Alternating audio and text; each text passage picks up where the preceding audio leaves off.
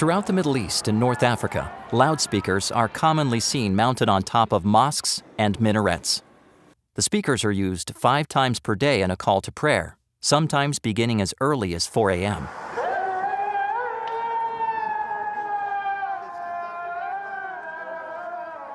An Adventist pastor in South Sudan employed a similar idea to broadcast a call of preparation for Jesus' soon coming. The pastor mounted speakers on the trees around his house and played music and programs that soon attracted curious listeners. From this creative beginning, the Adventist Church acquired a radio license and now broadcasts programs in Juba, the capital. The radio station is named Salvation FM. The ingenious creators of this station now operate inside a shipping container. It's nicely decorated, painted with the station logo on the outside, and covered with a roof to keep out the rain. The transmitter and studio are powered by fuel generators, as the city can't yet provide enough electricity. In this city, Salvation FM has won the hearts and attention of a large audience.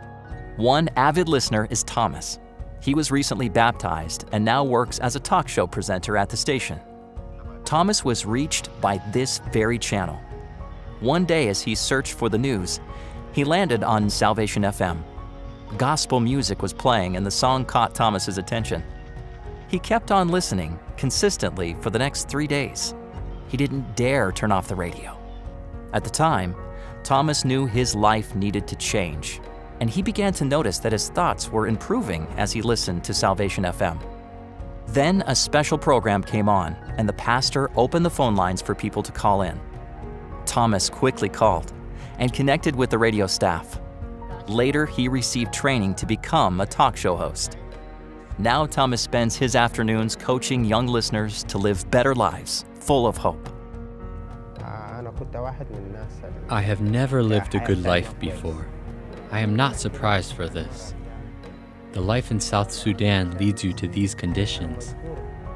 My program's title and audience is the youth of this time.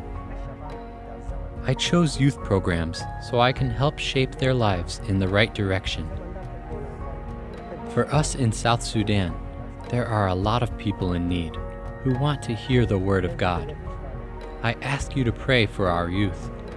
Their life is consumed with secular things. Please pray that they come to the knowledge of the living God. The country of South Sudan is still in a frail situation. Let's pray for the people of this country and also for Seventh-day Adventists living and working in the region.